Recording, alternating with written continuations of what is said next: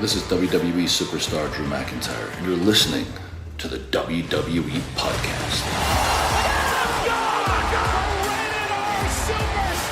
The champ is the one that everybody wants, me. It's going to WrestleMania. Claymore! Austin 316 says I just whipped your ass. This is my iron. You're going to acknowledge me. Good morning, good afternoon, good evening, hello, whatever time it is with you and wherever you are. Thank you for downloading this SmackDown review as part of the WWE podcast. As always, it's an absolute pleasure to have you listening along. I'm Amanda, your host of the SmackDown review. Once again, it's very nice to have watched SmackDown and to have the review all done and sent to Matt before we have to go to bed, which is absolutely great. Loving this European tour for that reason and so many more reasons. So what did you guys think of that Cena promo? I thought it was great. I liked the small changes he made in persona and voice tone, but no new music, no new merch. It was really smart, and he's become a real self-righteous you-know-what. I thought it was awesome. So let's get to it and review this week's SmackDown that aired on the 21st of March from Bologna, Italy. And as we kick off tonight, the crowd is already off the chart. Joe, Tess and Wade tell us that they've already been in the arena for about 2 hours, absolutely blowing the roof off. So that's great. And apparently they haven't had a live TV show from Italy in 18 years, I think they said, which it explains why they're so excited. So tonight, the matches we get told, we've got Jade versus Liv, we've got Braun versus Jacob Fatu, and then later on we're going to have Punk, Reigns and Rollins all in the same place under the same roof. So I think we can probably predict how that's going to end up. We get a reminder off the back of that from Joe Test that CM Punk still has a favour owed to him by Heyman. Man, I hope we get a few more details on that tonight. So first out tonight into the live action, we've got Randy, who gets an absolutely fantastic reaction. We get a reminder of last week's match, where Randy almost punted Mello post-match, only for Mello to be rescued by KO of all people. Randy's entrance went on for an absolute age, and the crowd are absolutely loving it. Before Randy then can say a word though, KO's music hits, and he asks for Randy to hear him out. The crowd are really, really booing KO.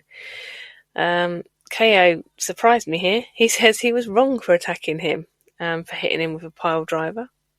He says that Cody and Sammy both deserved what he did to them, but Randy didn't. He didn't do anything to him, and he regrets it. He tells Randy that if anyone can understand anger making you do things you regret, then it should be him who understands. He says he can forgive him for picking Cody if Randy can forgive KO for the pile driver. He says the reason he pulled Mello out of the way of the punt last week was to save him from himself. He says that isn't who he is anymore and that he's changed. KO tells Randy they need to leave the past in the past and look to the future, which is WrestleMania. And he says he wants them to be tag team champs again, and he wants that to be at Mania. The crowd are definitely not up for that. They're all chanting, "No, no, no." And KO tells them to shut up. Randy says what he should do is get out of the ring and kick his ass. He says he can take his apology and also shove it up his ass. He says it used to be fight Owens fight, and now he's just bitch Owens bitch. Randy says he's glad KO dropped him on his head, because now he hears the voices in his head again. And he says in Vegas at Mania, he's going to kick KO's head straight off his shoulders. Which was absolutely brilliant. Oh, what a great start to the show. Obviously setting up for a match I think we probably all thought we knew we were possibly going to get at Mania. So hopefully that cements things. Randy vs KO at Mania.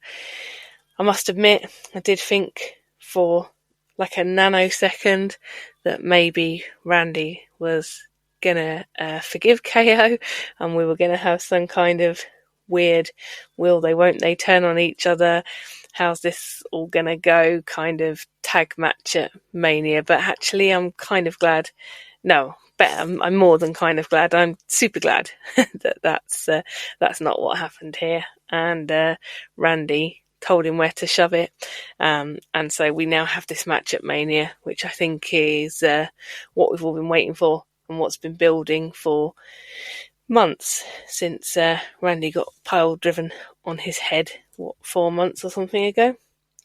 So that was a real strong start to the show.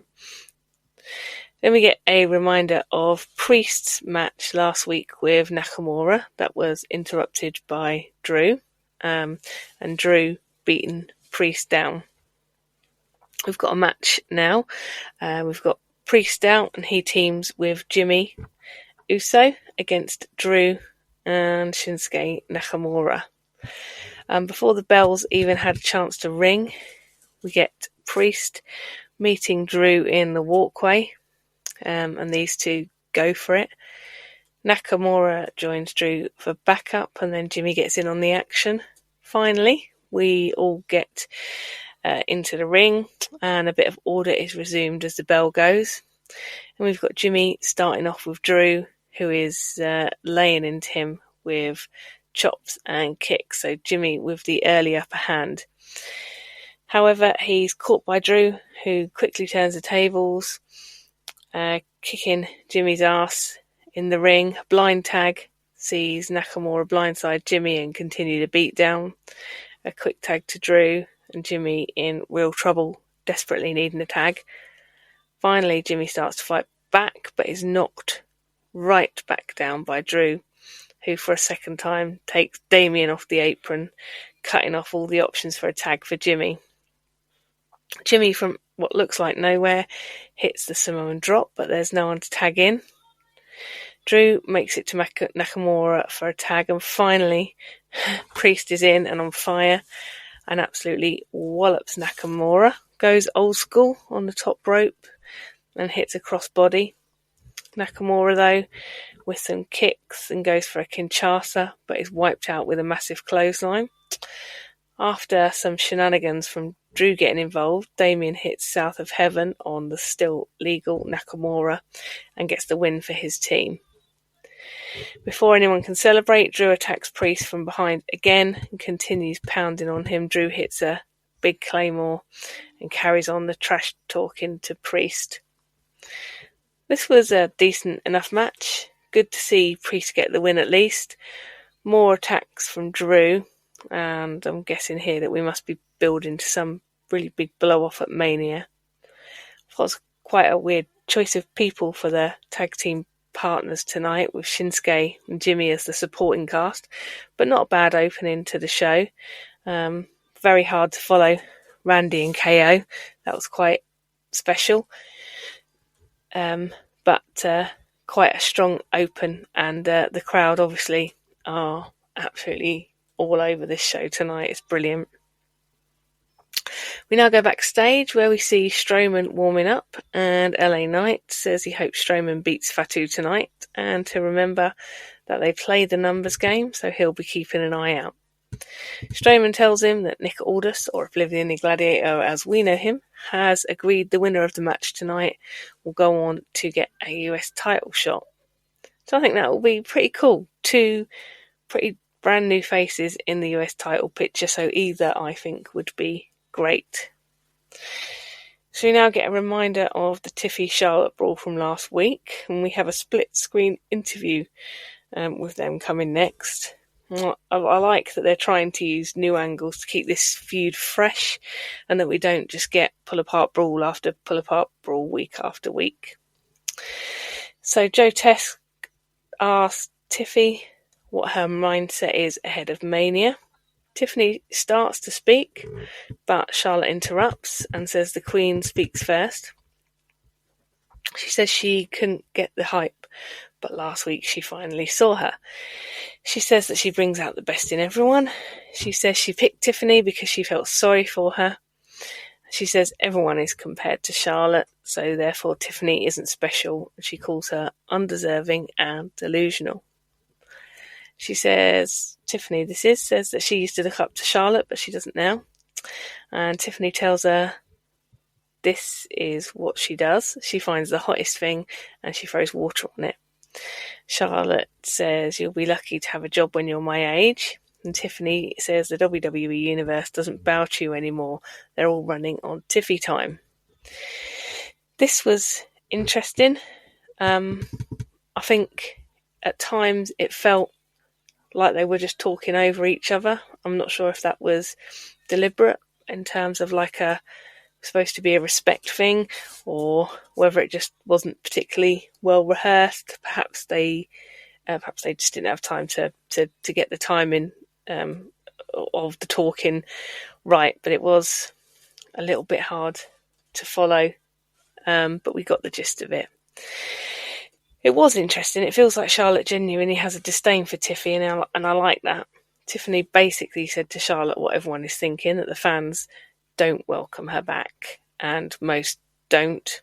Charlotte said they either woo or boo, which I'm not sure is a particularly witty retort to that, but it was interesting.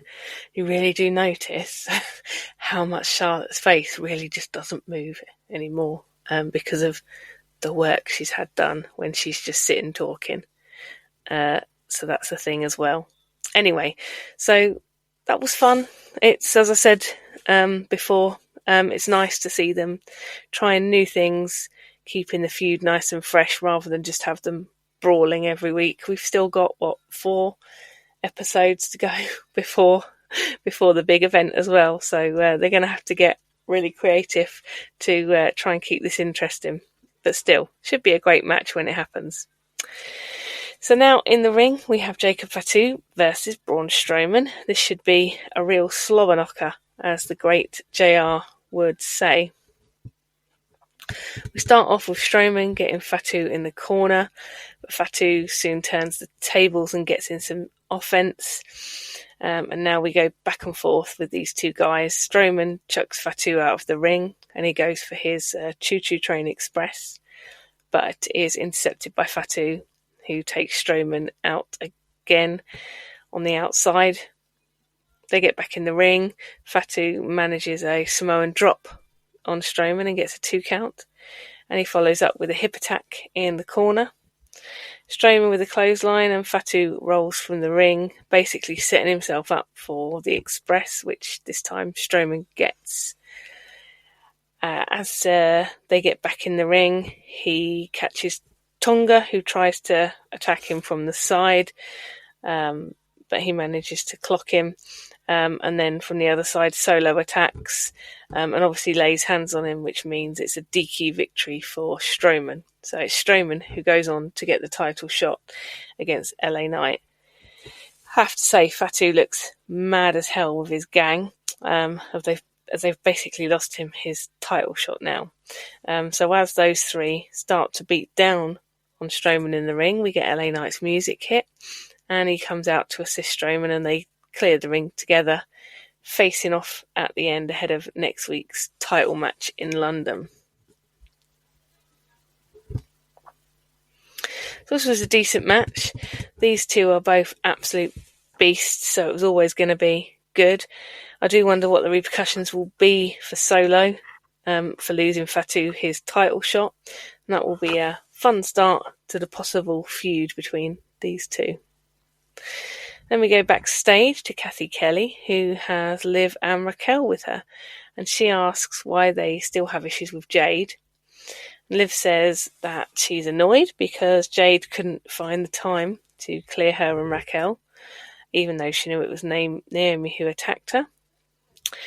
She says she admires what Naomi tried to do, and tonight she'll finish the job. I'm actually looking forward to this match. I think it'll be something quite interesting. Looking forward to seeing Jade in singles action as well, which we haven't seen for ages. She's been out since August, apparently. I think that's what they said on comms. It's a hell of a long time anyway. We now have the Piper Niven versus Zelina Vega match. Piper has Chelsea with her and Alba Fire, in her new role as lackey number 2 to Chelsea Green. Before the match, we get backstage footage of Jacob Fatu going wild, tearing up the joint, and starts mouthing off to Solo, tell him to stay out of his business. So it looks like that might be on, which I think is going to be such a cool feud when it actually starts. So we now get Zelina out, and I think she's got some new music, and this is Zelina's first match since being transferred over onto SmackDown, so I guess she's firmly leaving the LWO behind her. As we kick off this match, the size difference is absolutely jaw-dropping. Zelina looks like a child in comparison. Piper starts off the match using her strength, and equally Zelina starts off using her speed and agility. Predictably, Piper gets the upper hand with a huge slam that just about puts Zelina through the mat and carries on beating the hell out of her, chucking her around pretty much like a fly. Piper with a cover, but it's a bit too half-assed, and Zelina kicks out. Piper with Zelina up for the slam, but she manages to wriggle out, only to get lifted up for a press slam. But Zelina manages to reverse and get a chokehold on Piper. She follows up with this by using a modified octopus submission move and manages to get a 2-count cover for Zelina, which is good. Zelina hits a satellite DDT and gets another really close cover.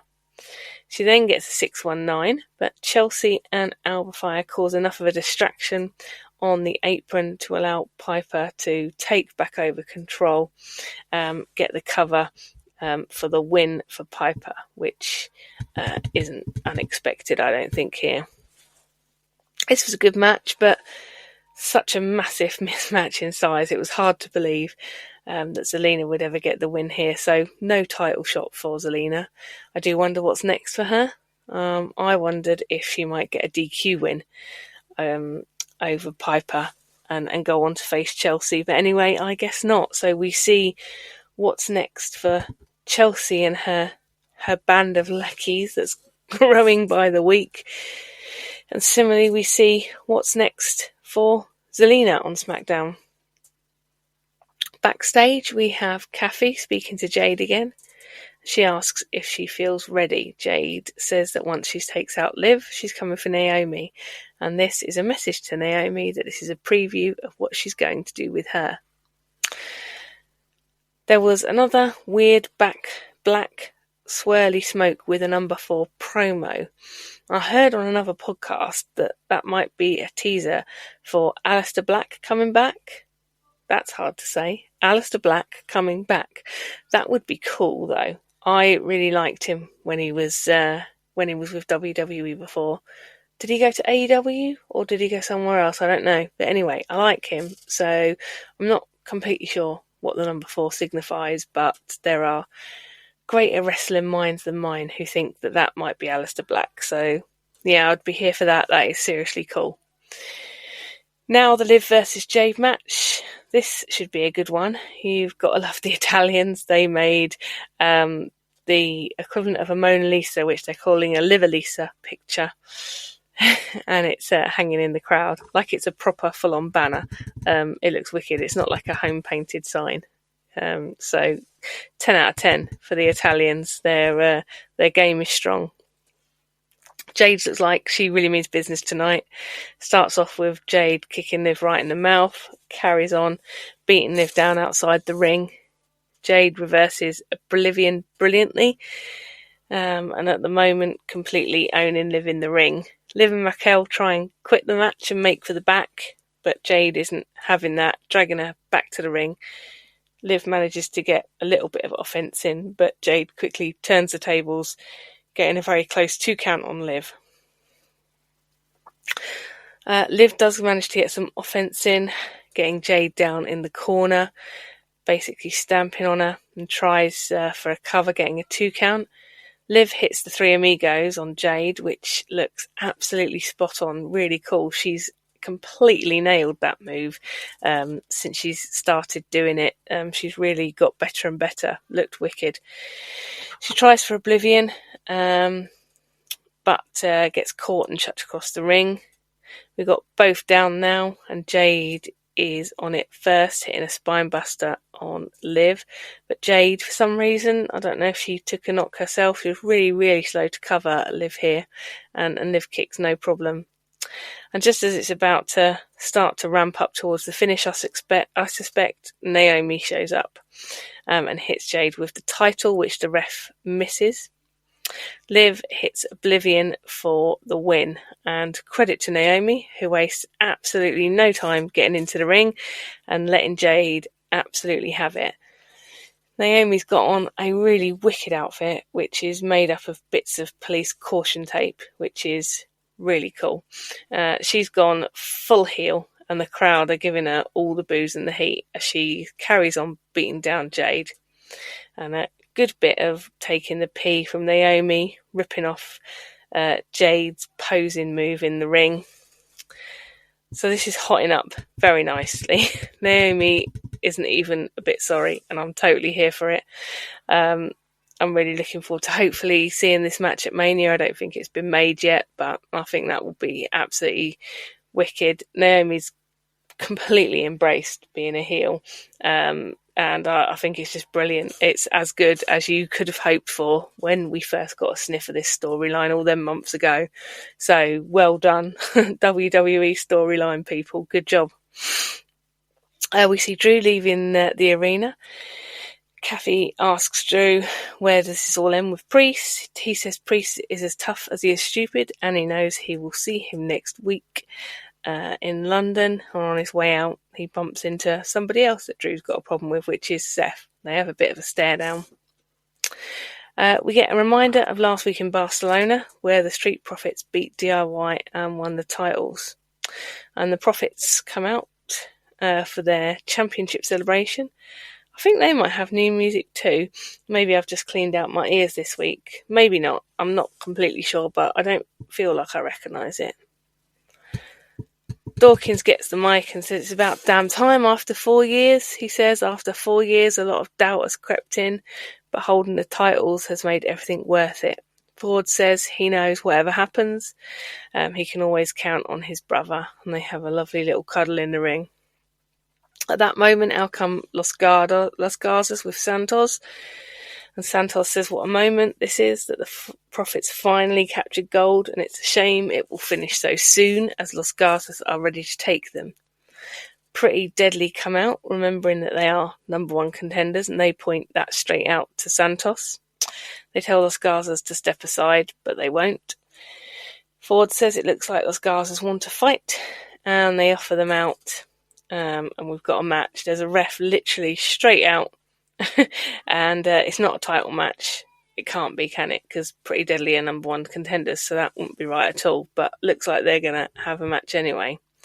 So this one gets underway. Dawkins in with Angel. The crowd are totally behind the Profits, and quickly Dawkins has Angel in the corner, punching him in the head.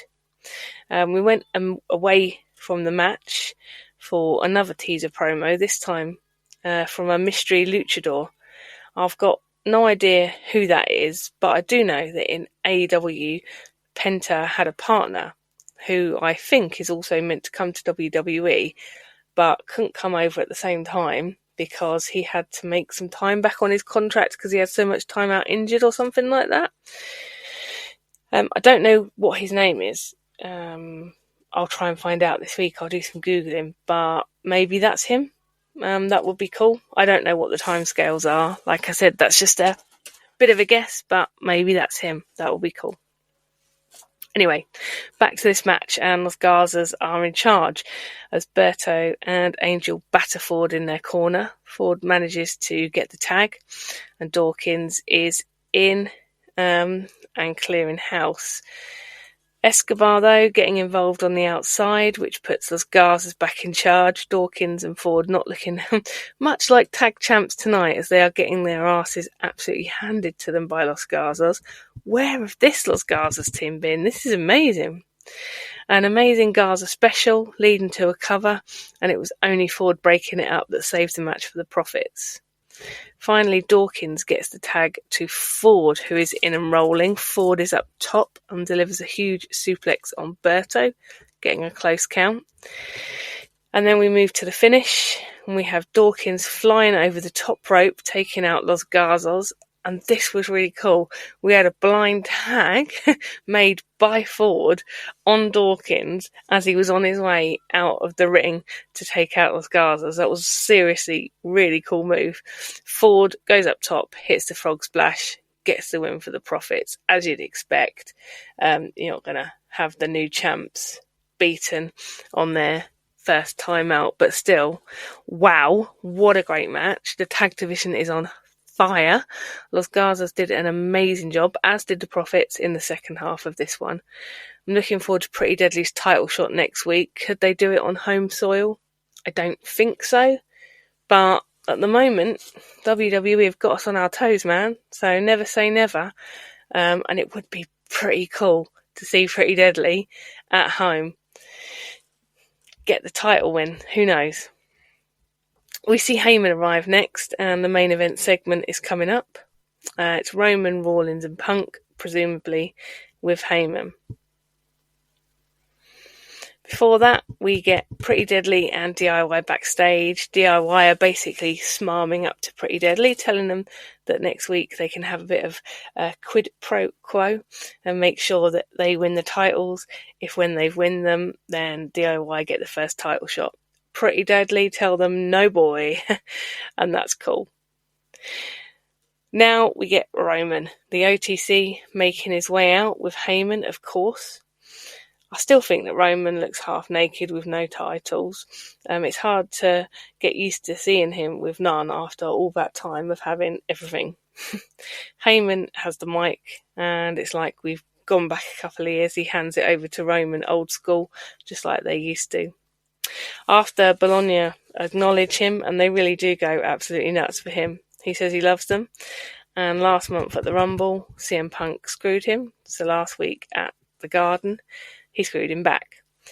But that's not it. Last month at the Rumble, Seth Rollins tried to kill him, but that's okay, as last week at the Garden, he tried to kill Seth Rollins. He says he's here for another 15 minutes or so. If anyone wants to come out and confront him, just please let him know. We then, of course, as predicted, get Seth's music hit, and he makes his way to the ring, and thankfully, Seth's entrance was quite substantially shorter than normal. There was still the song in the ring, but oh my god, that song is starting to grate on my nerves. That alone is probably enough to send Seth heel in my mind, because I can't stand it anymore.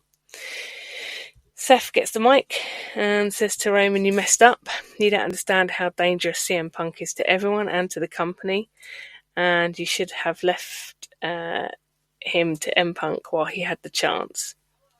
He says that's okay, it isn't about Punk, it's about him and Roman, and it always has been. He says their story has a lot of pages written, and it's time to write another chapter. The crowd start chanting for Punk, and his music hits, and out he comes. Of the three, it sounded to me, through the telly, might be wrong, like he got the biggest pop out of all the three, and the biggest pop of all of the night as well. He says his hand isn't taped up to hold the mic, but before that he wants to speak some truths. He says firstly he didn't screw Roman. That's the name of the game in the Rumble.